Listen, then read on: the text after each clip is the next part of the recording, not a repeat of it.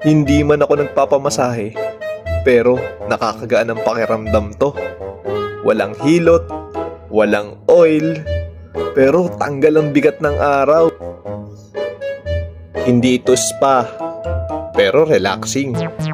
Hindi ito therapy session, pero gumagaan loob ko kapag binubuksan ko na yung parcel. Parang lahat ng pagod ko napalitan ng saya. Simpleng figure lang ba para sa iba? Pero para sa akin, reward to sa sarili kong laban. Kasi minsan, ang tunay na gaan ng pakiramdam, nasa simpleng unboxing lang yan. O, simulan mo na. Mine ka na, tapos deliver natin dyan para makapag-unbox ka na. Ingat! Sa bawat aksyon, kwento binubuhay. Blink burst, walang papantay.